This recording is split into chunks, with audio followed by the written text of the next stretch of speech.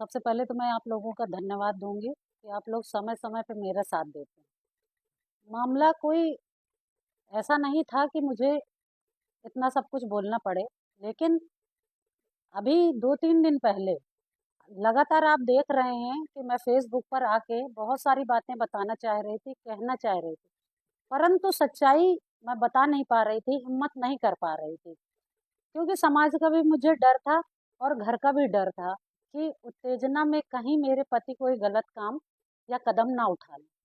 परंतु 2-3 दिन पहले इन्होंने, हमारे जिला अध्यक्ष मोहन लाल ने धमकी भरे लोगों द्वारा मुझे धमकी दिलाई और कहा कि तुम चुप हो जाओ, नहीं तो तुम्हारे पति के ऊपर 76 लगाकर जेल में डाल दिया जाएगा। इस बात को सुनकर मैं चुप नहीं रह सकी। मैंने घर आकर अपने पति को सारी बात बताई कि मोहन लाल जी मुझे धमकी दे रहे हैं। तो मेरे पति ने कहा कि क्यों ऐसा कर रहे हैं। तो मैंने फिर मजबूर होकर उन्हें वो सारी बातें बताई जो मुझे नहीं बतानी थी। मैंने इनसे बताया कि ये मुझसे हम बिस्तर होने की डिमांड कर रहे थे। जब मैं नहीं हुई तो इन्होंने मेरे साथ दुर्व्यवहार किया और अब तुम पर 76 का केस लगाने के लिए कह रहे हैं। तो मेरे पति ने कहा कि तुम लाइव आओ और अपनी बातें रखो।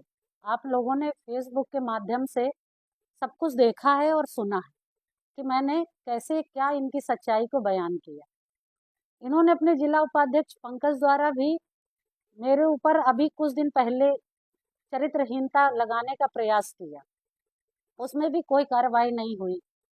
इनके प्रिय महामंत्री जयपाल जी, वो भी अक्सर मुझे फोन करके इनके द्वारा कही बातों को मनवाने का प्रयास करते थे इनडायरेक्टली, परंतु मैं सब समझती रही, बात करती रही, क्योंकि मुझे संगठन में काम करने का लगन था। मैं अपनी 10 साल की मेहनत बर्बाद नहीं करना चाहती थी, इसलिए मैं शांत रही। समाज का मुझे डर था कि समाज अक्सर महिला को ही गलत ठहराता है। इन कारणों से मैं चुप रही और बराबर इन लोगों की सारी बातों को अवॉइड करती रही। आज जब मेरे परिवार और घर पर बात आई तो मैं फिर चुप नहीं रह सकी और फेसबुक पर लाइव आकर सारी अपनी व्यथा को मैंने लोगों तक रखी।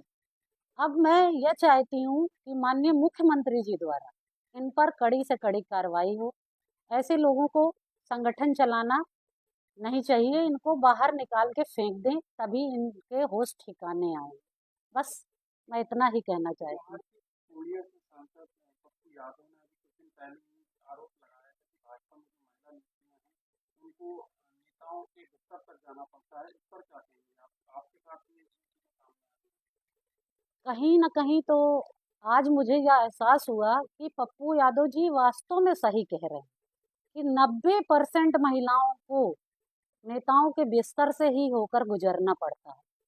क्योंकि समाज में इतनी गंदगी फैल गई है कि लोग महिला को सिर्फ यूज करने के लिए बैठे।